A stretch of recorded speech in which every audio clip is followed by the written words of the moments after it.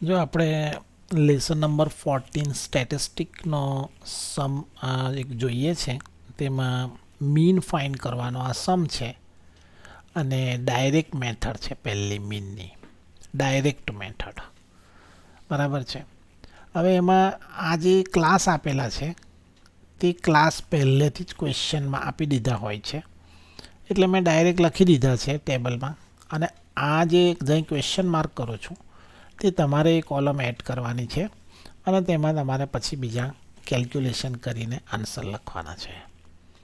એટલે એવું છે કે તમારે એમાં વર્ક કરીને લખવાનું છે. તો જો આપણે કરીએ છીએ, સમ ઇઝી છે. 3-4 માર્કનો એક સમ પૂછાય છે એક્ઝામમાં, બહુ ઇમ્પોર્ટન્ટ હોય છે અને ઇઝીલી માર્ક સ્કોર થઈ શકે એવા આ સમ્સ છે. પહેલો જે ક્લાસ છે 10-25 તે બંનેને પ્લસ કરી દો એટલે જે આન્સર આવે 35 તમારો આન્સર આવ્યો. તેને પછી તમારે 2થી ડિવાઈડ કરી દો.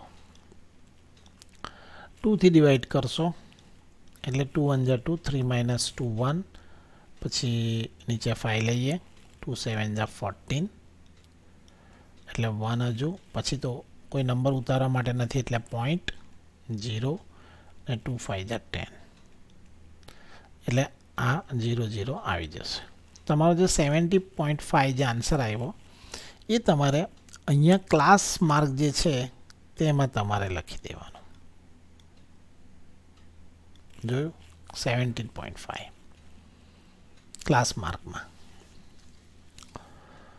એટલે આ એક વાત થઈ ગઈ. હવે આપણે બીજો ક્લાસ લઈએ છીએ, આ 25 + 40. ધ્યાન આપજો, 25 + 40 કરીએ એટલે તમારો આન્સર થઈ જશે 65. ફરીથી પાછું એને 2થી ડિવાઈડ કરી દેવાનું. આ બધું કામ તમારે રફમાં કરી લેવાનું. 2થી ડિવાઈડ કરવાનો મતલબ થાય છે એને હાફ કરવાનું. એટલે 2 3 6, 6 - 6 0, 5 નીચે લઈએ એટલે 2 2 4 અને 5 - 4 1, અહીંયા 0.0, 2 5 10. તમારો આન્સર આવશે 32.5. તો તે હું અહીંયા લખી દઉં છું 32.5. સમજ પડી ગઈ? હવે તમારે જે ધ્યાન આપવા જેવી વાત એ છે કે અહીંયા આગળનું જે અહીંયા બોક્સ છે તેમાં તમારે નંબર લખવાની જરૂર નથી અહીંયા. એટલા માટે કે 2 નંબર એકવાર આવી જાય, તમે 2 નંબર લખી દીધા પછી બંનેનું તમે માઇનસ કરી દો. જુઓ 32.5 માઇનસ કરો 17.5, માઇનસ કરીને જોશો 5 - 5 0, 32 - 17 કરશો એટલે અહીંયા આપણે 2 લઈ લઈશું અને અહીંયા 12 આવી જશે. 12 - 7 5 અને 2 - 1 1 15. એટલે તમારો આન્સર 15 આવ્યો. 15. હવે તમારે આ જે આન્સર આવ્યો છે ને 15, તે તમારે આ જે અહીંયા જે નંબર છે આ 32.5 લાસ્ટ નંબર જે હોય એમાં 15 એડ કરતું જવાનું. બસ આટલું જ તમારે કરવાનું છે. ઘડી ઘડી તમારે અહીંયા દરેક ક્લાસ લઈને એને પ્લસ કરીને 2થી ડિવાઈડ કરીને જોવાની જરૂર નથી. ફક્ત 2 ક્લાસ આવી રીતે ફાઇન કરી નાખવાના, 2 ક્લાસ માર્ક ફાઇન કરી નાખવાના, એમની વચ્ચેની ગેપ જોઈ લેવાની અને પછી જે છેલ્લો જે ક્લાસ માર્ક હોય તેની અંદર તે એડ કરતું જોવાનું. જો હું તમને બતાવું કે કેવી રીતે એડ કરતું જવાનું તે પણ જોઈ લો.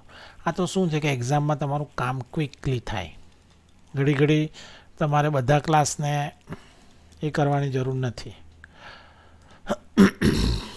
જો આપણો લાસ્ટ નંબર કયો છે તો ભાઈ 32.5 છે. તેની અંદર 15 એડ કરી દો. 15.0 કહેવાય એને, એટલે 5 અને અહીંયા 7 અને 47. તો તમારો એ આન્સર આવ્યો 47.5 છે કે નહીં? હવે આપણે ફરીથી પાછા શું કરીએ કે +15 ફરી પાછા નેક્સ્ટ નંબરમાં કરી દેવાનો, એમ એવું કહું છું. એકવાર જે તમને આ ગેપ મળી ગઈ ને 15ની એટલે 5, પાછું તમે અહીંયા કરશો એટલે 2 અને 62.5 આવશે. એટલે અહીં 62.5. સમજ પડે છે? ફરી પાછા એની અંદર 15 એડ કરી દો, સેમ ગેપ જે મળી તે એટલે 5, અહીંયા 7 અને 7, તો આપણો આન્સર આવ્યો 77.5. એવી રીતે તમે આગળ જોશો તો 92.5 આવશે છેલ્લે. સમજ પડી ગઈ? આ રીતે તમારા ક્લાસ માર્ક લખાઈ ગયા. એક્સઆઈ જેને કહેવાય એક્સઆઈ. એટલે હવે તમને ખબર પડી ગઈ છે કે કેવી રીતે લખવું એક્સઆઈ. હવે આપણે છે ને જે આ એફઆઈ છે આ એટલે ફાઈ અને આ એક્સઆઈ છે એ બંનેનું મલ્ટિપ્લિકેશન કરવાનું છે અને એનો આન્સર જે આવે ને તે અહીંયા લખવાનો છે એફઆઈ એક્સઆઈની નીચેના બોક્સમાં. એટલે આપણે શું કરીએ તમે જુઓ 5 એટલે 17.5 છે તેને મલ્ટીપ્લાય 5 કરી દઈએ. માન લો કે મલ્ટીપ્લાયમાં તમને આ પોઈન્ટ ડિસ્ટર્બ કરે છે, પોઈન્ટવાળો નંબરને મલ્ટીપ્લાય કરવાનું સ્ટુડન્ટ્સને થોડું અઘરું લાગે. તમારે શું કરવાનું પોઈન્ટને કાઢી નાખવાનો અને 175 જ બનાવી દેવાના એ 17.5 ને. પછી 5થી એકવાર મલ્ટીપ્લાય કરી જોવાનું. તમે એને 5થી મલ્ટીપ્લાય કરી દેશો તો તમારો આન્સર આવશે 875. 875 આવ્યો તો પછી છેલ્લે એક પોઈન્ટ મૂકી દેવાનો તમારે. એટલે પછી તમારે અહીંયા કેવી રીતે લખવું તે જોવો. હવે 87.5 આવ્યું આપણો આન્સર 87.5. બરાબર છે કે નહીં? હવે 87.5 છે આજે તેને આપણે લખવું કેવી રીતે એ જરા ધ્યાન આપજો. અહીંયા પહેલા બોક્સમાં આપણે એને લખવાનું છે તો એને છે ને તમારે છેલ્લે જ આવી રીતે એમ કહીને 0.5 રાખવાનું અહીંયા. અને અહીંયા જે યુનિટ ડિજિટવાળો નંબર છે તે યુનિટ ડિજિટ એટલે 7, પછી થોડી ગેપ રાખીને 8 એટલે કે ટેન્સ ડિજિટવાળો નંબર એટલે 87.5 લખવામાં બહુ ધ્યાન રાખવાનું છે. એ કેમ એવું તમને બીજો નંબર હમણાં મલ્ટીપ્લાય થશે એટલે આઈડિયા આવશે. હવે આપણે બીજો નંબર લઈએ જેમાં કયો નંબર છે તે છે આ 21 અને મલ્ટીપ્લાય કરો 32.5 સાથે. એટલે તમે એને 325 જ સમજી લો અને મલ્ટીપ્લાય કરી દો ડાયરેક્ટ 21 સાથે. એવું સમજી લો કે પોઈન્ટ નથી હમણાં. મલ્ટીપ્લાય કરશો એટલે તમારો આન્સર કેટલો આવશે 6825 આવશે. આન્સર તમારો 6825 આવશે. છેલ્લે એક પોઈન્ટ લઈ લેવાનો કેમ કે આપણે અહીંથી પોઈન્ટ હટાવેલો ને આ પોઈન્ટ એટલે તે પોઈન્ટ પછી છેલ્લે અહીં લઈ લેવાનો એટલે તમારું કામ ક્વિકલી થાય. હવે જો આ 682.5 એને અહીંયા કેવી રીતે લખવું આ બોક્સમાં તે જુઓ તમે. એનું કારણ એટલા માટે કે એક તમારે પછી એને એડ બી કરવાનું છે એક્ઝામમાં. એ પોઈન્ટની નીચે જ પોઈન્ટ આવે જો એટલે મેં પહેલાં જ પોઈન્ટ મૂકી દીધો અને પોઈન્ટ પછીનો ડિજિટ પોઈન્ટ પછીના નીચે જ આવે અને યુનિટ ડિજિટની નીચે જ આવે અને ટેન્સ ડિજિટની નીચે ટેન્સ ડિજિટ જ આવે અને 100વાળો ડિજિટની નીચે જ આવે. પણ હમણાં અહીંયા તો 87 વાળા નંબરમાં તો નથી તો એને થોડા આગળથી લખવાનો. એટલે પછી તમને એડિશન કરવાનું ઇઝી રહે, બીજું કંઈ નહીં.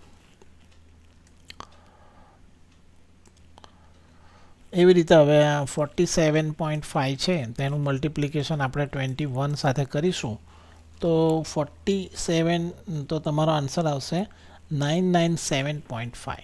997.5 એને આપણે થર્ડ બોક્સમાં લખીશું આપણી પેલી જ મેથડથી પાછું કે પોઈન્ટની નીચે પોઈન્ટ 5 100 એટલે યુનિટ ડિજિટની નીચે યુનિટ ડિજિટ, ટેન્સની નીચે ટેન્સ અને 100ની નીચે 100 વાળો ડિજિટ. ઓકે. હવે જો હું અહીંયા બીજા બધા મલ્ટિપ્લિકેશન જે છે અહીંયા જે તમારે બતાવવાનું છે આટલા બોક્સમાં બી મલ્ટીપ્લાય કરીને તો તે હું મારી જાતે આગળ કરીને લખી દઉં છું અહીંયા આટલા બોક્સીસમાં કારણ કે બધા મલ્ટિપ્લિકેશન બતાવવામાં બહુ ટાઈમ જશે. તમે સમજી જ ગયા છો હવે કે કેવી રીતે લખવાનું છે તો હું લખી દઉં છું બધા મલ્ટિપ્લિકેશન. તો અહીંયા આનું મલ્ટિપ્લિકેશન 8 × 62.5 માં આન્સર આવશે 500.0 અને પછી જે આન્સર આવશે 1937.5 એટલે 0.5 1937 એટલે 7 3 અહીંયા 9 અને અહીંયા આ બાજુ આગળથી 1 એટલે એમ કે યુનિટ ડિજિટની નીચે યુનિટ ડિજિટ આવે. આવું તમારે ધ્યાન રાખવું જ પડશે. 1850.0 આવો આન્સર આવશે. જો હવે હું તમને એકવાર ખાલી કેમ આવી રીતે લખવાનું તે તમને બતાવું, કેમ કે આખું તમારે આ છે ને એડિશન કરવાનું છે એક્ઝામમાં, અને એડિશન કરતી વખતે તમારી એક્યુરસી નહીં રહે, એટલું યાદ રાખજો. તમે જો અહીંયા તમે ધ્યાન આપશો તો જો આ છે ને પોઈન્ટવાળા જે નંબર છે બધા પોઈન્ટવાળાની નીચે આવે. જો પછી જેટલા બી યુનિટ ડિજિટવાળા નંબર છે બધા યુનિટ ડિજિટની નીચે આવે. પછી જેટલા બી 10 ડિજિટ આવ્યા, અને પછી જે છે આ 100 ડિજિટ, અને પછી આ જે છે તમારે આ બાજુ 10 ડિજિટ ને આ 100 ડિજિટ, અને પછી આ તમારે 1000 ડિજિટવાળા નંબરની નીચે જ આવે. એવી તમારે એક્યુરસી રાખવાની છે,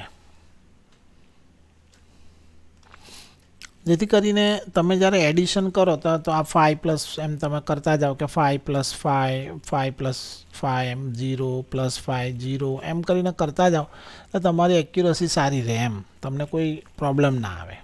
તો એનું ટોટલ કેટલું આવશે તે હું લખી દઉં છું. પહેલાં તમારે અહીંયા જે આ જે ટોટલ છે તમારે કયા કયા ટોટલ લેવાના, એક તો એફઆઈનું ટોટલ લેવાનું છે અને એફઆઈ એક્સઆઈનું ટોટલ લેવાનું છે. એટલે એક તો આ કોલમનું ટોટલ કરવાનું છે અને આ 2 કોલમનું ટોટલ તમારે કરવાનું છે. તો તે આપણે જોઈ લઈએ કે એ ટોટલ કેટલું આવે છે.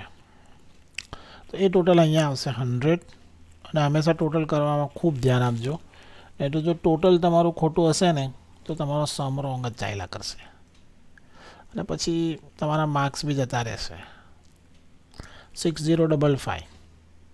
ઓકે, હવે જો તમારે આ ડાયરેક્ટ મેથડ હોય ત્યારે ડાયરેક્ટ મેથડ માટે મીન કેવી રીતે ફાઇન્ડ કરવાનો, તો આ એક્સ બાર લખવાનું. એક્સ બાર ફોર્મ્યુલા છે, તેની સામે તમે આ રીતે લખ્યું, અને ફોર્મ્યુલા છે સિગ્મા એફઆઈ